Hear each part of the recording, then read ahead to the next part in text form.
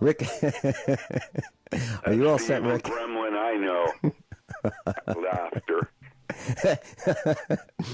Well, we're always like this, Rick. I was telling Matt, our engineer, that you spent some time at the farm, and like Ed Marvini and John Statmiller and Rich Sheben and Aaron Dakins and Brad Dakins and Grace Thorne, John Reagan. I don't want to leave anybody out. We had a house full, and it was fun. And someone mentioned it was quiet. Okay, and I said, that's because Rick's not here yet. That's irony. I'll tell you what, you liven up a party. I'll tell you that. It isn't just me. You know, when Grace got up on her gorillagram on top of the table and started dancing, Grace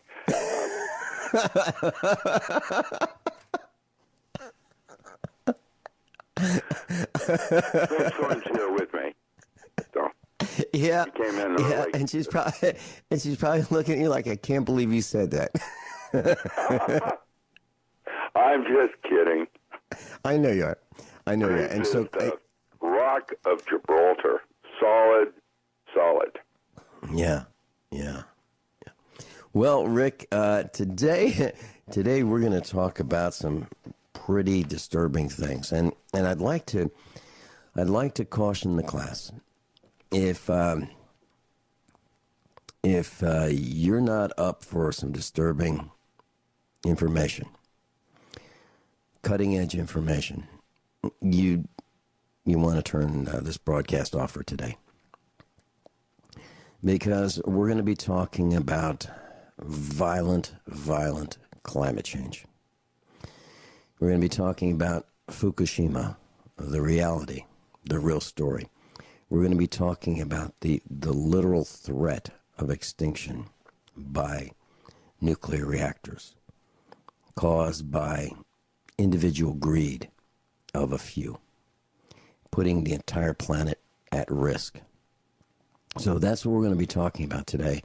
Very, very serious information. And Rick Miller has been with us at the expo. Of course, he gave multiple seminars. He has a very loyal following and a wide following.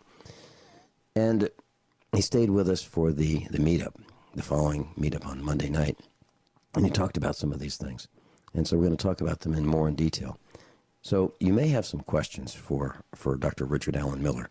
And if you do, you can call us, and we'll pay for the call, 866-582-9933, 866-582-9933. So what happens when you call USA Prepares, you'll be greeted by our engineer, Matt, in Minnesota. And he will put that information on a call screen for me. And I have all the call lines right in front of me on a screen here in Missouri. And I will take your calls right from here. So all you have to do is tell him your first name and the state you're calling from, and you will appear on the call screen, and I'll put you on the air right away. So that's how it works. Dr. Richard Allen Miller, where would you like to start with the topics are very disturbing. I have no idea what to say about what I'm discovering every day. Every day, it's something new, and I have come to realize there is an underpin of threads that have led to this moment where I'm going to try to, explain what I see, and then what I'm going to do about it. There's not much I can do. This is an event that is biblical. It is, it's happened before, and most likely, if we're lucky, it will happen again. But we have a responsibility for the next civilization in front of us. It's like being Atlantis and trying to set the scene so that the technologies we've done will not stop the Greeks from developing their own civilization. And Fukushima, if we have a ice age, which is almost 100% certain. What are we going to do when the nuclear reactors begin to thaw? Now, there won't be any technology left to know how to deal with a nuclear reactor, much less what it is. And when it thaws, there will be no electrical current to control the water flow and cooling of said reactors. And if I remember correctly, Matt Stein wrote a paper called 400 Chernobyls. And that's what we get to leave the next civilization that will develop after the technological one has gone and passed, like Greece or Atlantis. And I don't have a plan on how to do that. My early message was, turn the switch off. They haven't. In fact, we're now discovering that when the grid went down in Japan, there were more problems than just Fukushima. They have other nuclear reactors, and those grids went down also. We're only just now realizing that Fukushima, according to this one post yesterday, is going to affect the next 700 generations. And there aren't going to be 700 more generations, because what's going to happen is we're going to have an ice age, and when those remaining alive come out of their caves, they're going to have no idea what a nuclear reactor is, because it won't be the scientists that come out of the caves, it'll be the one percenters. And here I am talking to the one percenters now as a scientist that's saying, you have miscalculated and you will not have anything to return to if you do not turn those switches off now, because the ice age could happen any minute. And while everybody thinks, we'll survive because we'll be on Mars or we'll be down in Costa Rica, actually, in fact, those that are down there are not scientists like you or me. And how are they going to know how to now navigate a nuclear reactor plant that is starting to thaw from, a day after tomorrow? That's what's happening next. And if nobody else hears this, it's time that a League of Concerned Scientists is immediately put together. It should have happened back in 2011 when all of this happened. I am the reason the economy didn't collapse in 2008 like it absolutely should have. I do not know how they did that. They somehow put a Band-Aid on everything because it won't matter shortly, and they were extending the time of delivery from God. And I have to say, that's it. That's what I have to say. There's not much more I have to say. It's the nuclear reactor plants right now must be turned off. Fukushima is way worse than anybody realizes, and that's just one set of plants. That's not even talking about all the rest of them in Europe or the United States. And how they're going to solve this problem now with Fukushima, which is out of control. The others are not yet. They're all leaking, but they're not like overcritical, is that there's no technology on how to approach fixing things. They did like Chernobyl. They encased it in a tomb. How are you going to get that tomb under Fukushima that's now leaking into the ocean? That's just four sets of reactors of 400 more ready to go sideways. And so I don't have a plan except to bend over and kiss your behind goodbye. That's creepy. And there won't be anything left when it thaws. Rick, I was on the air the day after. Yeah, I was on the air the day after Chernobyl, And those were the days when I was on just once a week. And I said, this is the worst man-made disaster since Noah's flood. People thought I was nuts because the media was saying, it's okay. It's just steam. It's okay. It's no big deal. Like 3 Mile Island. Yeah, like 3 Mile Island. And let's extrapolate there. Rick, and I've said this before, and I think it bears repeating because it's germane to today's discussion. When there's a radioactive leak, there are the downwinders, and the radioactive fallout lands on them, on the downwinders. And 3 Mile Island is a nuclear reactor in Pennsylvania, and it melted down. But the news reports, when it was melting down, partial meltdown, said that, no, it's just steam. It's okay. It's steam. Television, radio, everybody was, all the media, newspapers, it's just steam. It's okay. And I didn't buy it. And so we lived somewhat downwind, and I sealed the cracks in the windows, and we stayed in for days. And we thought that we'd stay until it passed. And, when you have a job, it's you got to go to work. Well, no, you don't have to go to work. You think you have to go to work. And most people will, follow orders and go to work, even in a radioactive environment. Well, we didn't do that. We stayed home and we sealed the windows and doors, and people thought that we were nuts because I said, no, this is serious. And we even have an engineer in the family who is a chemical engineer, and he said, no, it's okay. It's just steam. You don't understand, Vinny. It's just steam. And I said, no, I don't believe it. Well, downwind, miles downwind. When we come back from the break, I'll tell you what happened 10 years later. And this is why this is so serious. And this is absolute conclusive proof that it's dangerous. And this is just a small meltdown. Dr. Richard Allen Miller and I will be right back. This is USAPrepares.com.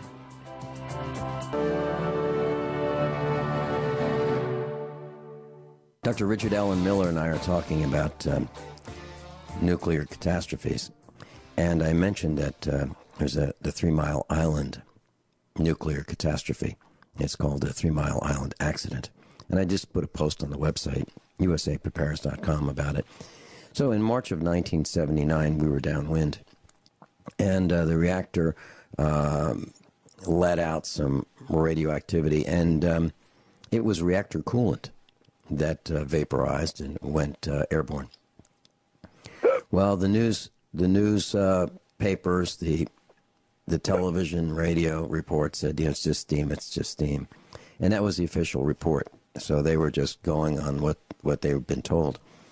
Well, downwind, 10 years later, there was a family in a neighborhood, and the neighborhood had some strange anomalies.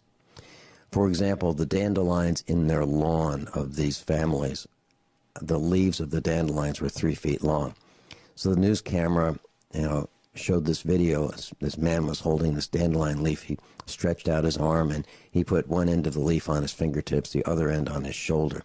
This is a common dandelion leaf that you would have in your lawn, those yellow flowers, those weeds. And he said that every family in the neighborhood had cancer of some kind.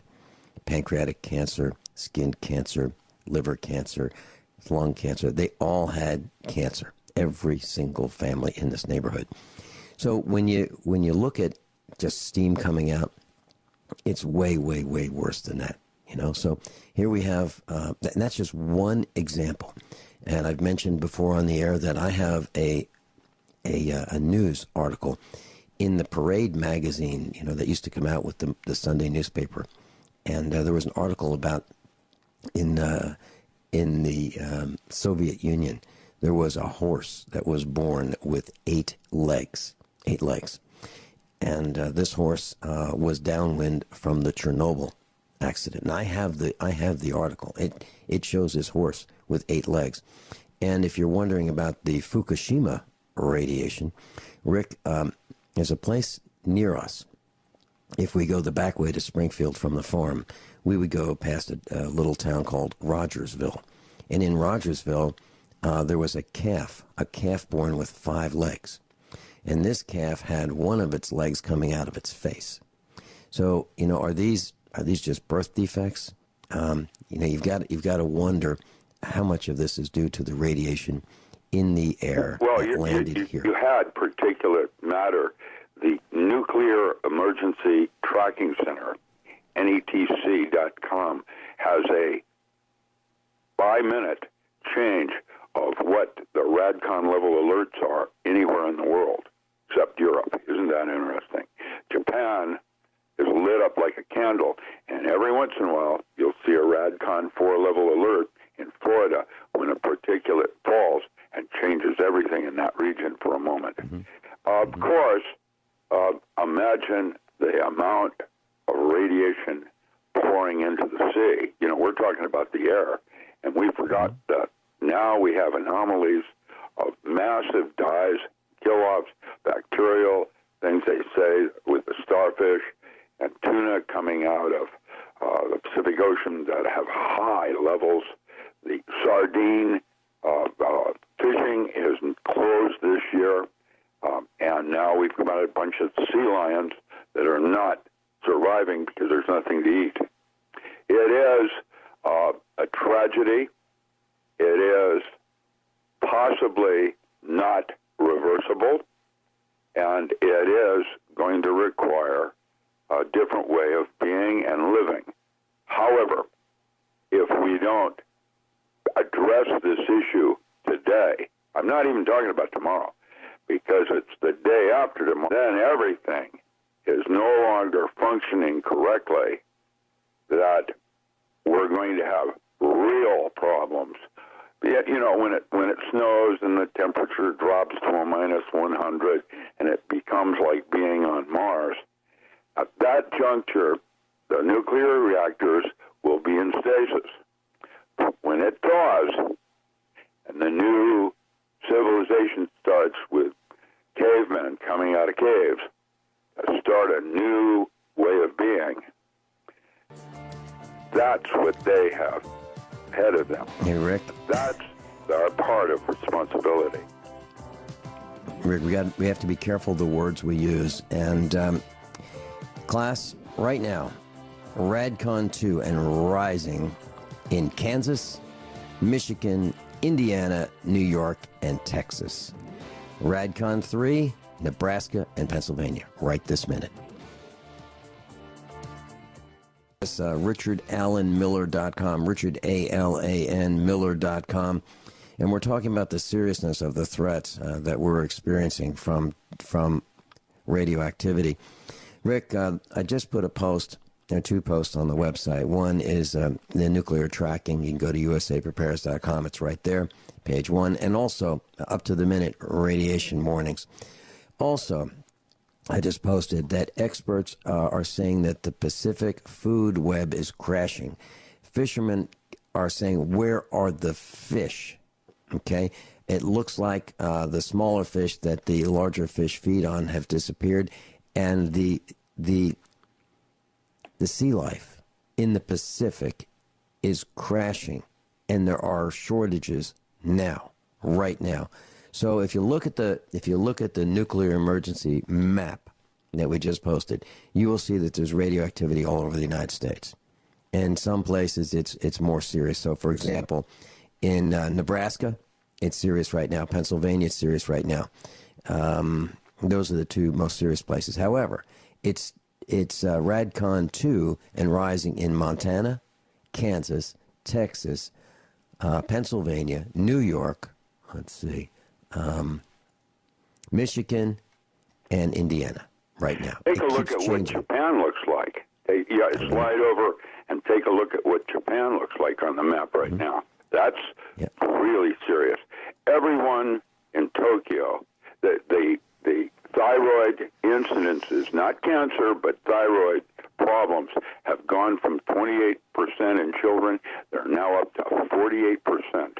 Half the children in Tokyo have been affected by FukuShima. Mm-hmm. And if you look at the map, it's on the website. All you have to do is slide over to Japan, and you will see that I would say almost about 40% of the landmass of Japan is lit up with radioactivity, and there are clusters of absolute, massive amounts of radioactivity, Radcon 3, and higher. You'll see it. It's unbelievable. With that said, that's just one set of power plants that the grid affected when they were unprepared and could not stop the cooling. I couldn't cool it. Now, what would happen if all of that happened around the world all at once? Yeah, and Hawaii's got. By the way, that could have happened. 2 months ago, there was a kill shot off the sun. It was not a CME. It was a giant plasma filament. It went off into space in the opposite direction of Earth. We were really lucky because that would have put the entire Earth, that discharge, down into the Stone Age. And with that, how do you turn those reactors off now? According to some of the discussions that Matt Stein and I have had, and I'm sure you've had them as well, that it takes about a year to shut down a nuclear reactor. And you just don't turn off the switch and everything's done. No, it's a long process to shut down a nuclear reactor. So, Rick, what you're saying, to put it in brief form, correct me if I'm wrong, please, but I believe what you're saying is that we have these nuclear reactors operating, and if there is a massive power outage, we will not have the cooling systems operational to keep the reactors cool while we shut them down, and it's going to take a year to do it. So if we can't keep them cool, they will melt down, and we will have Fukushimas and Chernobyls all over the United States, actually, and in Europe, correct? All over the planet. You know, Africa right now, the reason Africa is sick is not because of Ebola. It's most likely radiation sickness, which, by the way, is identical in symptoms.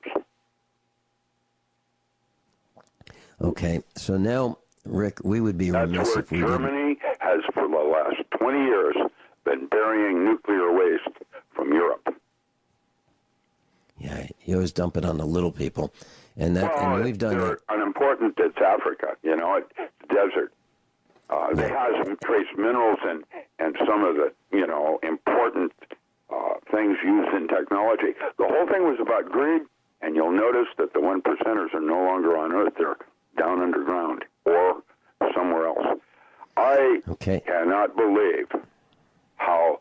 And the problem is, everybody listening to me gets it, but we're the people that have our eyes open.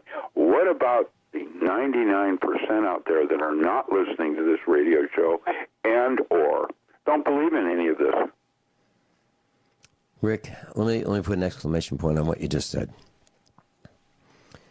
We have a lot of instructors all over the country, and some outside the country, and some show up at meetups, and we have been getting reports from someone who has his ear to the ground. And here's what he's been telling me.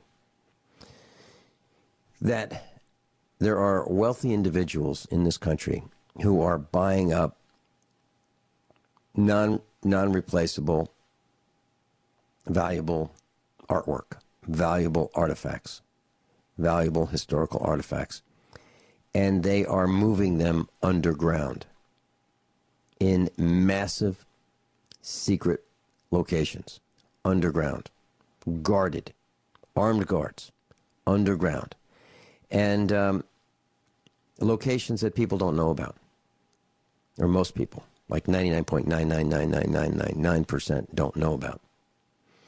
Artwork, valuables, wealth is now being stored underground and has been for at least 1 year. At least 1 year. I'm talking about the 1%ers, exactly what you're talking about. So we have reports that with the movie 2012, when the art collector says, I thought all the artwork, Mona Lisa, was stored in the Swiss Alps, and they're not there. Where are they? And they blow them up. Collateral damage. I started thinking about 9/11, and I got the big picture that they needed to put a terrorism bill through Congress, and the United States government was probably blackmailed on collateral damage to make that a false flag, to make the citizens have such fear of seeing these aircraft hitting a building, which may or not have happened, to set up the current, what do we call that, the Homeland Security and the ability to manage our populace like we might a foreign country. And they're doing exercises like that right now in Utah. And I'm here to tell you, I don't have answers, but all of that, controlling the coffins, the underground bunkers, they're distractions to something that is far more serious, and even the 1%ers are not addressing it, and all of their scurrying is for naught if they don't address this issue now. You have 2 years to turn these reactors off before I think it's all going to happen with that weird, I don't know, planetoid, I don't know what it is, coming in off elliptic out near Neptune. NASA's talking about it. They're sending up satellites to watch it, to see what it really is. It is historic. It has happened before. There is a book called Planet, the Seventh Planet, Mercury Rising, that talks about it. It's historic. You can go to the Colbus cultures in Peru when they went into caves and did pictographic art in caves that talk about what is about to happen to us like they did them. There were survivors, but our technology has left no options for the next civilization that will emerge from ours. That's my concern now. Rick, so let's talk about solutions for the little guy, us. We cannot affect policy. No one listens to us. No one listens. Congress doesn't listen to us. So we've learned that the Constitution really doesn't mean anything. And George W. Bush was right when he said, well, I was angry when he said it's just a GD piece of paper. And I was literally angry when he said it. Like, who does he think he is? Well, it doesn't mean anything. And I literally met with a city manager who said, "Oh, Constitution, we don't care about that." They really don't care about that. So the government is not going to listen to us. So, well, here's the problem that I have. Unless we storm their house.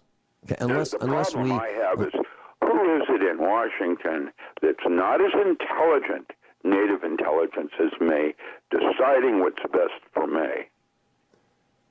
Right. Right.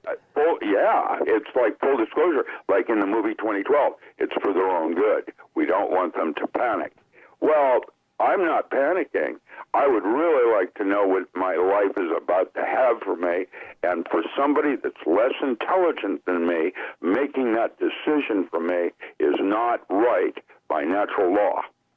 That means, and this is the warning I'm putting out now, that means Liber Oz is in effect. They called me the Wizard of Oz. Check out what Liber Oz means. And go ahead and look it up. It's in any language that you'd like to find it in. I am outraged, and I'm now at war. And it's not right what's happening.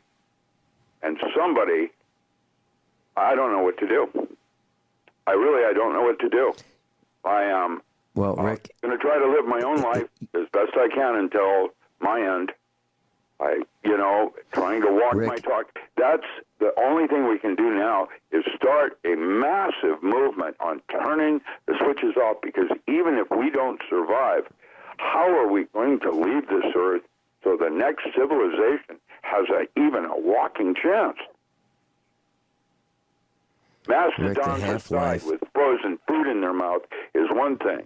A nuclear power plant that has no cooling system because there is no electricity when it thaws is a very creepy, scenario. Yeah. And, you know, I can see a solution. I can see a solution, but they'll probably arrest me as a terrorist if I were to say it. It would take forcing the government to shut these reactors down. We'll be right back. Dr. Richard Allen Miller's with us, and we're talking about a very serious topic today, and that is Fukushima radiation. We talked about 3 Mile Island. We talked about these reactors that are leaking all over the planet. And we talked about some of the evidence, the anomalies, the mutations of plants in Pennsylvania. And a horse that was born with 8 legs and a calf that was born with 5 legs, including one leg coming out of the calf's face right down the road from us, about 40 miles from our farm here in Missouri. Rick, you know, we'd be remiss if we didn't have a solution or offer a solution. I'm trying to think that, you know, a pound of prevention, an ounce of prevention is worth a pound of cure. A stitch in time saves 9. Well, you know, we've got to get out of the way of this radioactivity. And it's, you know, these defectives who have allowed this to happen through their individual greed, these politicians, these defective people who have no idea what they're doing, or nor do they seem to care. They've allowed this. I mean, somebody was off the coast of Japan in a boat, and he said, that's a great place. Let's just litter the coastline of Japan with nuclear reactors. I mean, this is absolute insanity. We have created a monster. Individually greedy men have created a monster for which there is no solution. There is no way that we can safely dispose of the byproduct, the waste, the depleted uranium and so forth of these radioactive death machines. How do we stay out of the way, Rick, of this? I mean, do we wear respirators? Do we take showers every time we go out? Do we take our clothes off, you know, at the back door? What do we do? That's the beginning. I don't know where it's going to lead. That's where you start. Okay. You know, your food comes from the earth. That means your food needs to be protected by greenhouses that you would clean like you would a solar panel, probably. You need to start thinking about how you're going to do that. Your water needs to be filtered in special ways to remove any particulate that gets in there. Now, there are directions with fullerenes. There are directions with exclusion zone water. And my guess is there's probably, because my imagination can imagine it, that the 1%ers have talked to aliens, and the aliens said, don't worry, we'll clean up. I don't know. Mm-hmm. Well, Rick, you know, we've talked on air. Most of our class knows that I live on a farm in Missouri in the middle of nowhere, and we have a dirt road. It's about 5 miles long. There are plenty of dirt roads here. You know, a gravel road is an upgrade from what we have. And when we travel down our dirt road, there is a cloud of dust that follows the vehicles. And so, I mean, there's a lot of dust. And I'm trying to think, how is it that I can farm and go from one field to the next without getting dust? And for those who've been to our house, it's, you know, if we want to dust our house, we need to use a rake. I mean, there's a lot of dust here. Well, laughter is a good place to start also. We have to laugh and create an internal landscape that will allow us to come to conclusions. Fear is not where it's at. Where it's at is to know the problem, because once you have identified the real problem, always the solution is there. See, that's the problem. We don't know the problem. We're not given full disclosure. That's a really good point. When we come back, Rick, it'll be after the top of the hour news and commercial announcements. I'll spend a little bit more time on Fukushima, the nuclear reactors that have littered the planet, and that may take us out with a whimper, without a shot being fired. And then let's go into the violent climate change that you feel is coming our way. That's another attack, and we brought that on ourselves as well. Yep, individual greed. And we're going to talk about the chemtrails, what they've done to us, how they've damaged us beyond repair. We'll be right back. Everyone all set? Cocked, locked. Here we go. Hour number 2 of USAPrepares.com with Dr. Richard Allen Miller. Very serious broadcast today. And we're talking about radioactivity. We're talking about Fukushima. We're talking about birth defects. We're talking about anomalies in plants. We're talking about mutations.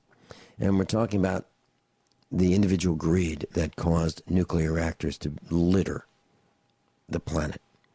And there is absolutely no way that's safe of disposing of this toxic, hazardous, deadly byproduct and byproducts from the nuclear reactors. They're all leaking.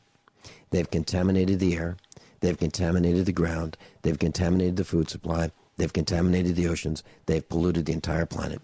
And I think we, the people, should arrest and try everyone in our courts, not their courts, our courts that we set up, everyone who is involved in these nuclear reactors, the people who have approved them, the government officials, if you want to call them that, all of these people, including the CEO of General Electric. Absolutely. Everyone should be arrested and tried and convicted and sentenced to a slave camp. Put them in a slave camp and let them just earn their food and let them be exposed out in the open to the damage that they've caused here on planet Earth, for which right now there is no escape. You can't leave.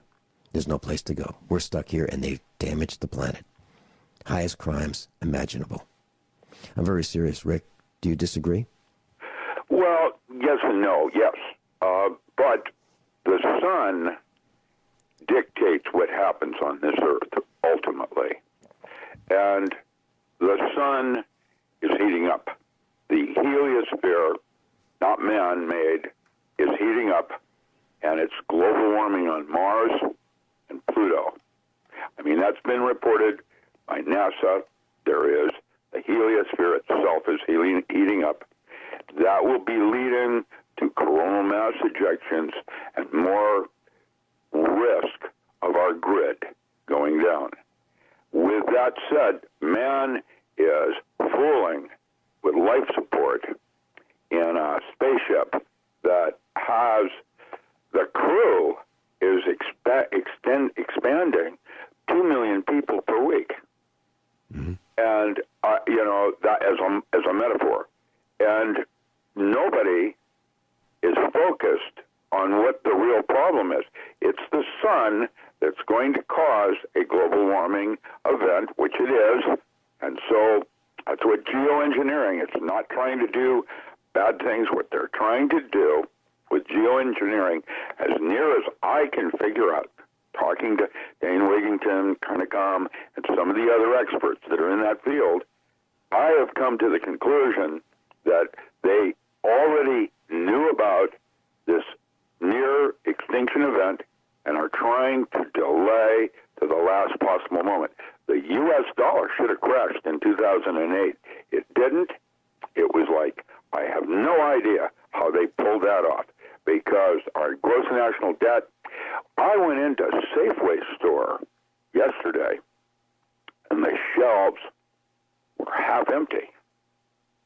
I have never seen Safeway like that, where it's true, they and Albertsons are being bought by another conglomerate.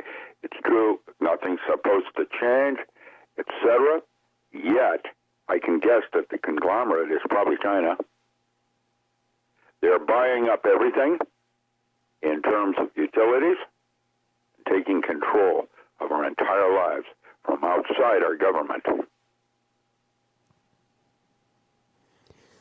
So, Rick, if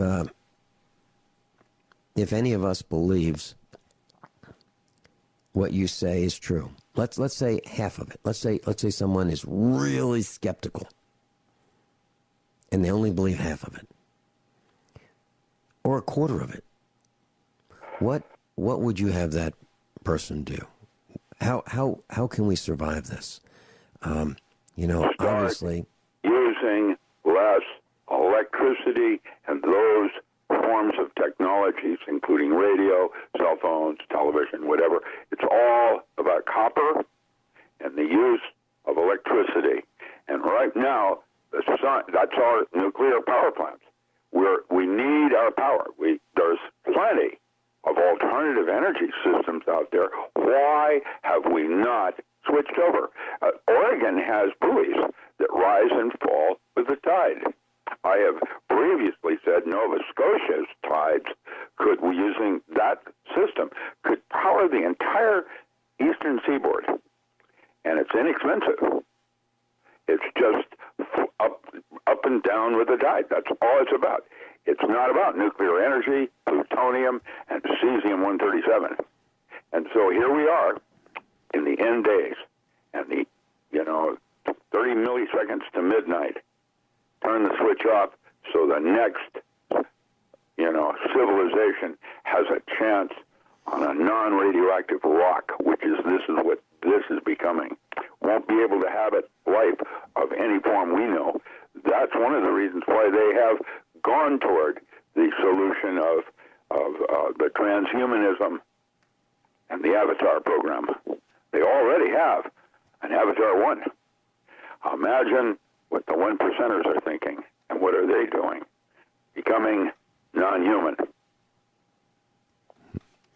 Rick, as you describe the rising tide, the way to think about this class is, how many of you have started a lawnmower with a pull starter? So imagine having a big float on the pull handle of your pull starter on your lawnmower. Okay, so you hook that up to a big float, and as the tide rises, it pulls the starter and turns a shaft, which in turn turns a generator. And that's what Rick is talking about, something on that order. So, Rick, for what those of us clean who energy, green movement, etc. Right. China Powered by the moon. has already taken over Canada's utilities, and now they're trying to move into the United States. And when I say that, Bundy Ranch was them trying to put in some solar panels, and a bunch of cattlemen didn't want to have their grazing disturbed, and a war started. Now, it's happening. It's happening right now. There is, to some level, distraction. Like, look, children, over here, they're beheading a bunch of people. ISIS is da-da-da. And we want to go to war. When, in fact, the whole world is going down into a black hole, and nobody notices that part. Distractions, because it keeps the civilization organized. Or it's good for business. Sure. Well, Rick, as I think about it, electricity, I met with the, I believe he was the CEO of some of these electric co-ops. And I saw him at an event, and I said, how about you send one of your representatives over to the Get Prepared Expo and teach us about how to use less electricity? And he laughed at me. He said, it'll never happen. It'll never happen because we don't want people to use less electricity. We're in the business of selling electricity. We want them to use more electricity. So that's just one more example of individual greed. And I said, wait a minute, hold it. There are people who have these homes and they leave the lights on day and night on their front porch, the back porch. They leave them on all. I drive past them. And, I know that they are in financial distress. I can tell by their properties that these people are not going to be paying their electric bills. And I don't want to pay for their carelessness. I don't want to pay for them leaving their lights on. I turn mine off when I'm not using them, and I use the lowest possible amount of electricity possible. As a matter of fact, my electric bill is like $100 a month or less. and I run the radio broadcast and the farm on that. Well, the point I'm trying to make is I talked to this guy about that, and he was one of the higher up, ranking guys in the electric co-ops. He's saying, no, we're not going to do that. We want them to use more electricity. What we, the people, need to do is drive down the amount of electricity that we use. And if we bring the demand down, then they will have to say, we can't run these nuclear reactors because we don't have the demand for the electricity. They're not so we're going to have to shut them down. There's cheaper ways to do it. That's the whole deal. Well, and Rick, there is no good way that we have right now in the United States that I know of, other than hydroelectric, that is non-polluting. Nuclear pollutes, natural gas pollutes, and coal pollutes. They all pollute. The current technologies, the ones that are other than hydroelectric, I don't know, and solar, I don't know of one that does not pollute, and wind. Well, I wouldn't want to live under a power line. Right. So there's your vortexes and matrix forms of the way we pump from hydroelectric out of Grand Coulee on these big power lines. And I'm reminded of the comedy Neighbors. None of it's right. I'm not talking about going back to feudal systems. There are ways to do this where you can grow solar crystals. You can grow crystals just like you do carrots and make your own solar panels as a crop. In fact, you can grow alcohol as a crop. In fact, there's a bunch of things that we could be doing, including the kinds of foods we're eating, which is what's putting us in these mindsets of complacency in the first place. It's called galatomorphin. It's an opiate in wheat. I now try not to eat any kinds of forms of wheat. I still do. I try not to. When I go to a restaurant, I order rye. That's not any much better, but at least it's not wheat. Wheat is not only a form of eugenic mind control, literally. I'm guessing the whole thing came from off planet. I don't think we get it. What is the Anunnaki? What are this Nibiru and these historic references throughout the various Bibles, the Colburn Bible, and then the one that we associate with Rome?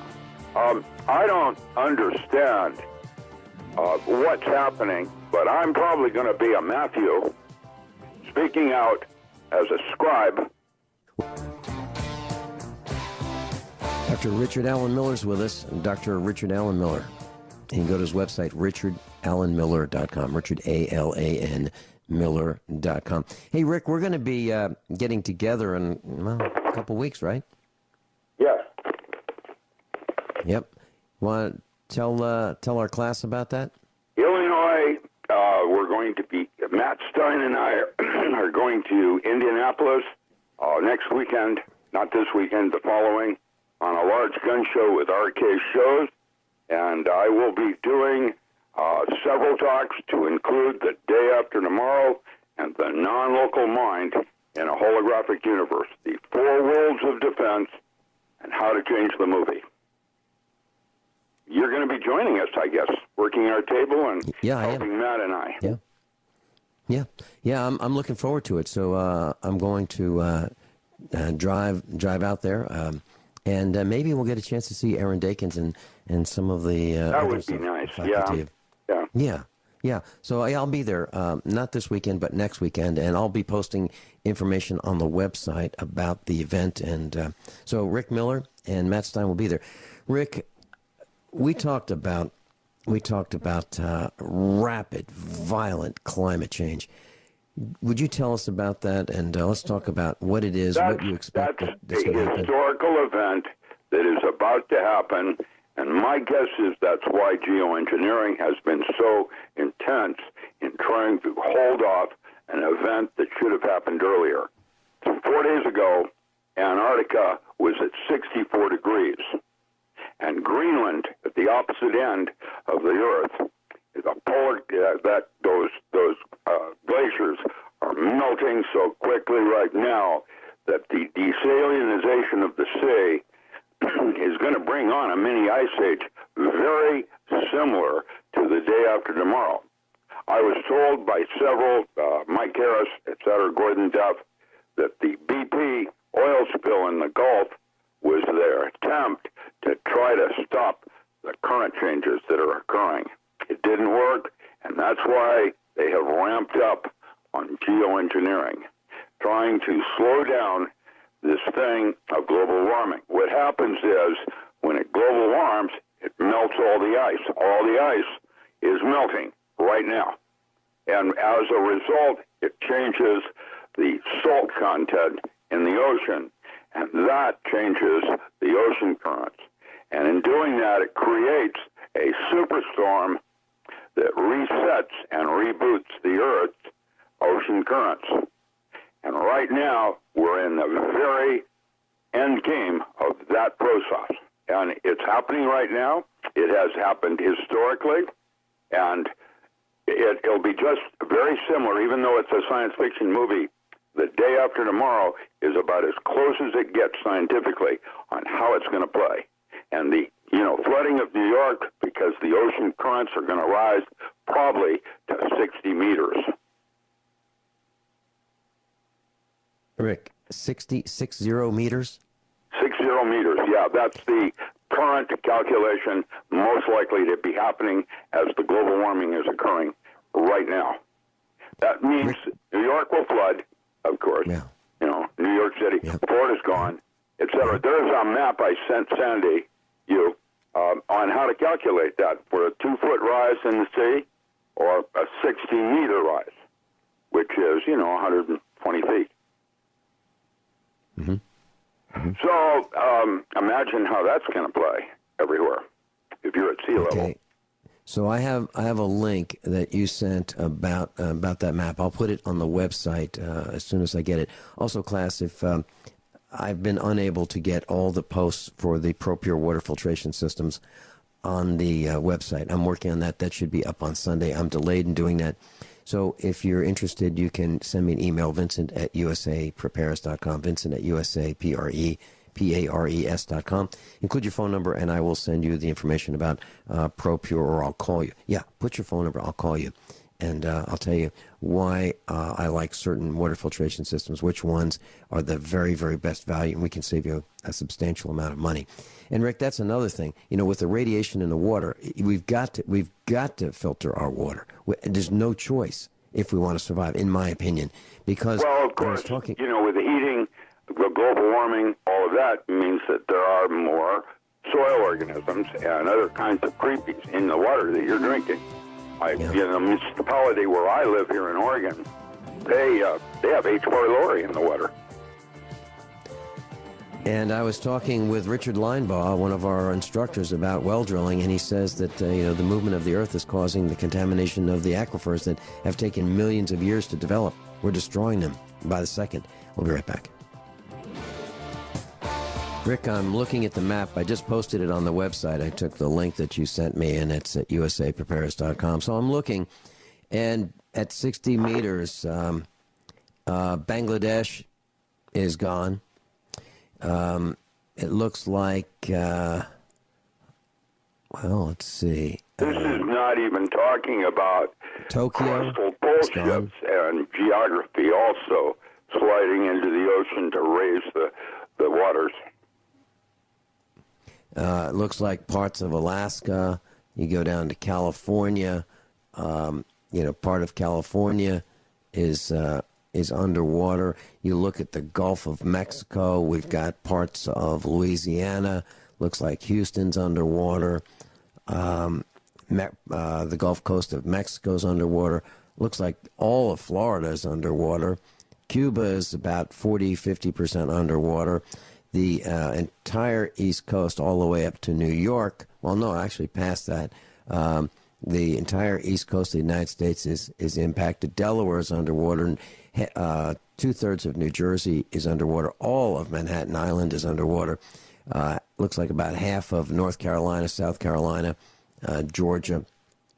Looks really, really devastating. Even it doesn't, inland and California. Burning a Gutenberg Bible is not going to keep you warm enough. Yeah. That's the movie. Yeah. And, that's the sci-fi part. Well, seriously, I'm looking at this map. A class you can too. Just go to usaprepares.com and you'll see where it says Dr. Richard Allen Miller, interactive flood map link. You can click on that and you will see the map that we're talking about. You can add whatever sea level rise you're talking about from 1 meter, 2, 3, 4, 5, 6, 7, 8, 9. By the way, that 13. one came from Ed Marvini. I would be remiss if I didn't thank you, Ed. I'll tell you what, Ed Marvini is on top of a lot of things. He is our webmaster, Rick's and mine, and his website is usersite.com, USERSIGHT. So what did you think of J.C. Cole? Interesting guy. He spent a day with us He's at the the one farm. that got me into doing sustainable lifeboats. And believe me when I tell you this, there is a complete difference between a lifeboat and a sustainable lifeboat. Trust me. Yeah. He needs to move out of New Jersey. It looks to me like it's underwater. The bottom line is, all of us are, not financially equipped, whatever, to be able to really think about those kinds of things, to just simply move. It isn't like Rick, that. I have no way to move. I had trouble moving from across town, just going from here to there. Well, years ago, I decided, about 10 years ago, that I decided that it was just not safe to be in Virginia. And I think we're at about 47 feet above sea level back, when I was there. And I thought that's nowhere near enough. And it was too close to the District of Criminals. And Virginia had become more and more of a police state, and I just didn't like it. So we looked for a place to live that was high, okay? Missouri, we're in the Ozark Mountains, and, as far away from pollution and people as we could get, and yet still have freedom from government and low taxes and good land and clean water. And that's why we moved here. But we planned on this, and it was a massive move for us. I mean, it took several years for us to accomplish that. That's why we moved to Missouri, because we were afraid that these things were coming. And Rick, when we started talking about this with the extended family, they thought we were nuts, absolutely nuts. And they may still think that, but we're here, and we're planted, and we're farming, and it's working for us. So I would suggest that people consider, if you have the wherewithal and you're willing to move away from family, because probably they're not going to move with you. If you're willing to do that, you might have a better chance of survival. If these things that Rick is talking about are coming our way, we're in for a really, really rough ride. So Rick, please tell us one more time why this is going to happen. If we stop the chemtrail spraying, this nonstop 24/7, 365 chemtrail spraying, just look up. It's there. It's wherever you are. Just look up. If we stop it, what's going to happen in your mind? Probably will heat up faster, and the event will occur sooner. Okay. Right now, all the different infobots, Cliff High, all the different things, saying that there's two pivot points of 2017 and 2020. And 2017, I think, is when we're going to have the first shoe fall with the grid collapse. And that 2020 will be most likely the semi-extinction event where global, ice age. Now, and while Costa Rica looks attractive right now and bugging out rather than bugging in, volcano is also a potential extinction event, and they're going off all over down there right now. And all you have to do is put enough ash up in that atmosphere, and now you've got chemtrails personified with cutting off the heat from the sun. Nothing grows. What are you going to do now with LEDs and your electric grid power? Rick, there was a volcano in Guatemala, and it was about to let off, and I got an email from Mike Ma, and he was down there at that time, and he said, It looks like we're going to die. And there was no place to go. There was literally no place to go. And he couldn't get out in time. But fortunately, the volcano did not erupt as many thought it might. But, we're on borrowed time probably with that, too. Well, I was in the second eruption of Mount St. Helens. Mm-hmm. My ex-wife and our daughter we were camping over on, stepdaughter was camping on the beaches. When I woke up at 6 in the morning, stepped out our trailer, and it was raining cement. And when I saw that, we immediately took the Demon Drive back to Seattle. That particulate gets into your engine and just completely ruins it. Mm-hmm. Now, and it was bumper to bumper. You couldn't even see the car in front of you. And all you had to do is pray that nobody did something stupid. Thank goodness for Seattle drivers. They're a lot smarter than California ones. And we got home okay. But Mount St. Helens, when it blew, it created at least 4 inches of topsoil for most of eastern Washington. It was everywhere, all the way up to Spokane. And the sky was dark. The what? The sky was dark. The sky not only was dark, it was raining cement. You couldn't even see in front of you 6 feet. And putting your windshield washer on, man, oh man. Oh, no. If it had been water and rain, you would have had a serious problem.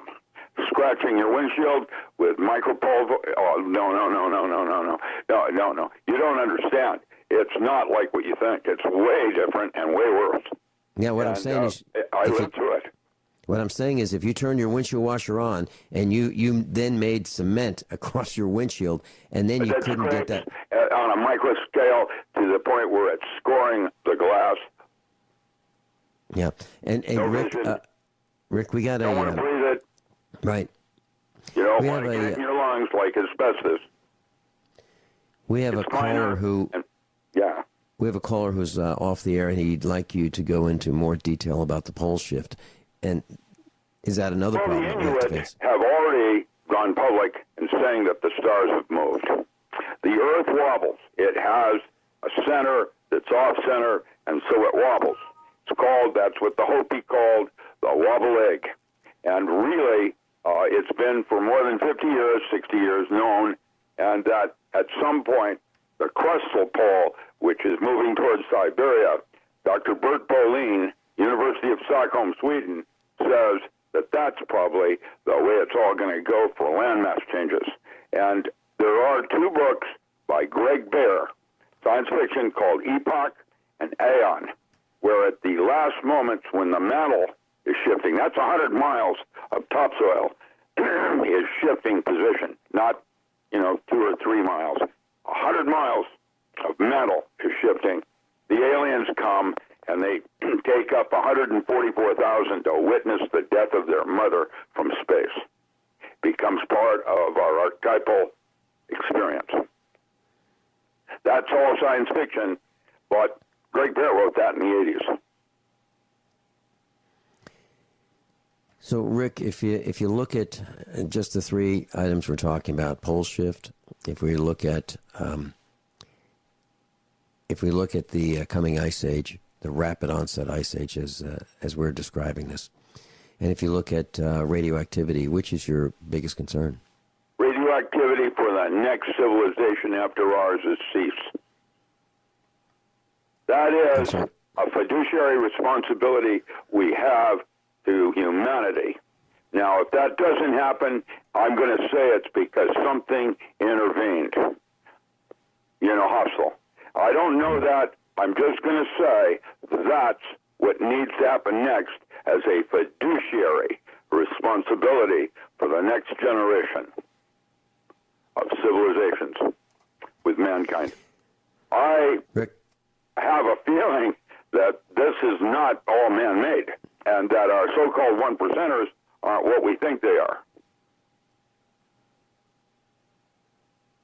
Okay. Do you want to elaborate on that? Well, I mentioned the 7th planet, Mercury rising, Nibiru, Sitchin, and the idea that biblically they've talked about the Anunnaki and all of that I mean, it goes back into the Colburn Bible, which Matthew and others keyed off of. So, there's, for Revelations, whatever, there's, I'm going to say there's more going on here than I have been given disclosure on.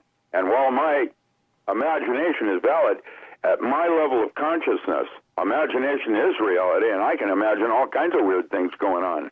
And none of it, they talk about good aliens, bad aliens, and ugly. Of course there are. It's all of the above. Yeah, and if you look at us as an alien, we're pretty ugly too. I mean, just think about the damage we've done to our own planet. Dr. Richard Allen Miller and I will be back. We're going to try to find some solutions to the dilemma that we're in. I'm Vin Finelli. We'll be right back. Rick, I'm just about ready to post an article about the California drought.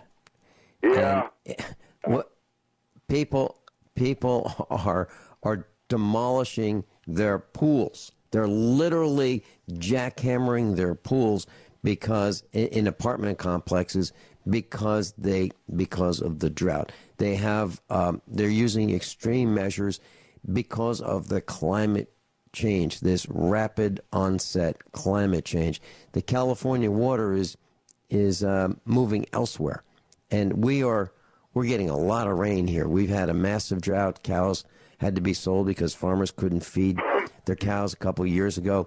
Now we've got plenty of water, but California doesn't. I believe we're manipulating the weather. Rick, you talked about this rapid onset ice age that could be here by 2020. And if this happens, you suggested going underground. Mrs. Finelli and I were walking around the farm looking for that ideal place yesterday, a couple days ago. Literally, we are looking at going underground here at the farm, and we're trying to find the ideal place. Would you share with our class today exactly what you're talking about in the next couple of minutes that we have remaining? Well, yeah, if you bug in and the desalinization creates a supercell like in the movie The Day After Tomorrow, and the likelihood of that is almost 100% because it has happened before. It is how it works.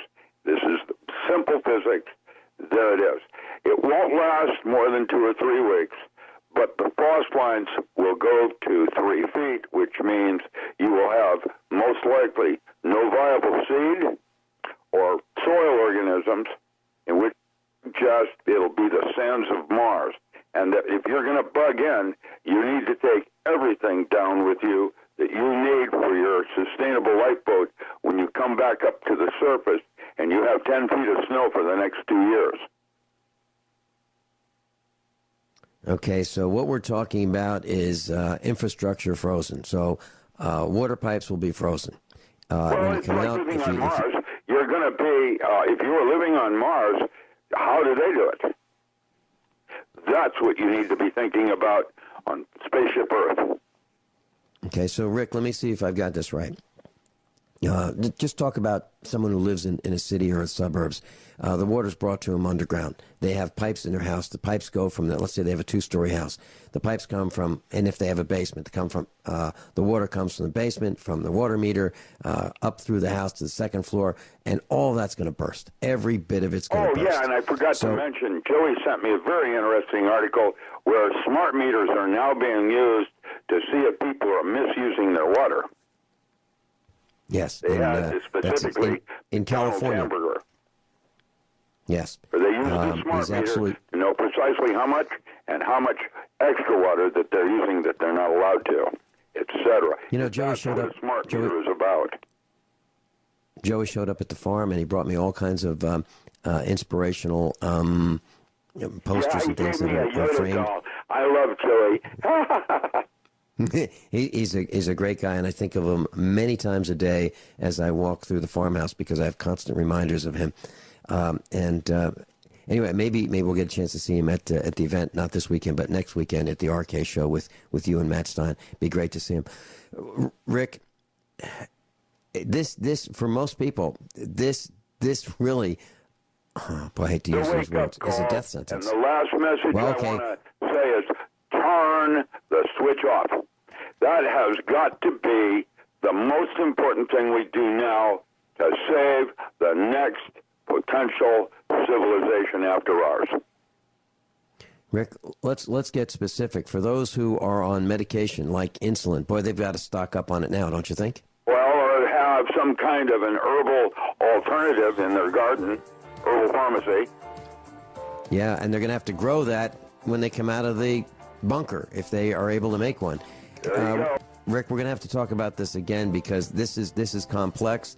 This is a huge wake-up call.